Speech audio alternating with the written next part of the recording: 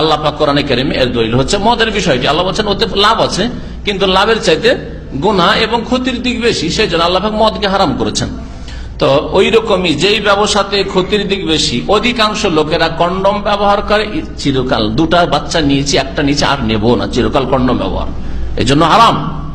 অধিকাংশ লোক ব্যবহার করে এই উদ্দেশ্যে কন্ডম যে বেশি বাচ্চা হলে খাওয়াইতে পারবো না, তার নিজেই রাজ্জাক, ও আব্দুর রাজ্জাক না, ও নিজেই রিজিকদাতা, রব আল্লাহ হয়ে গেছে সে।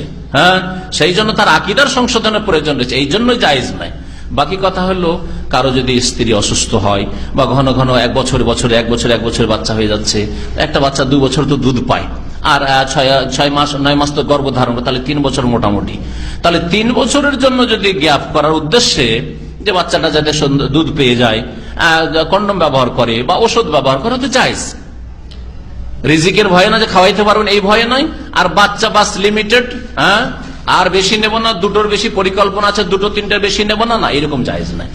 আল্লাহ পাক যা দেবেন নেবেন, কিন্তু বাচ্চার স্বাস্থ্যের দিকে খেয়াল রেখে, বাচ্চার মায়ের স্বাস্থ্যের দিকে খেয়াল রেখে। আজকালকার এক শ্রেণী মানুষ বলে বাচ্চার মায়ের স্বাস্থ্য ভালো নয়, সুতরাং 7 বছর 8 বছর হয়ে যাচ্ছে বাচ্চা নিচ্ছে না, এটা না, এটা যুক্তিসঙ্গত নয়। যেমনটা বললাম যে খুব বেশি হলে 2.5 বছর 3 বছর, 2.5 বছর 3 বছর পর বাচ্চা হলে কোনো অসুবিধা নেই। কারণ 2 বছর বাচ্চার দুধের হক, দুধ পেয়ে গেছে, আর গর্ভধারণের সময় হচ্ছে 6 মাস বা 8 মাস বা 9 মাস, তাও পেয়ে গেছে। 3 বছর গ্যাপ দেওয়া যথেষ্ট। এর বেশি গ্যাপ দিয়ে এই কন্ডম ব্যবহার করা জায়েজ না।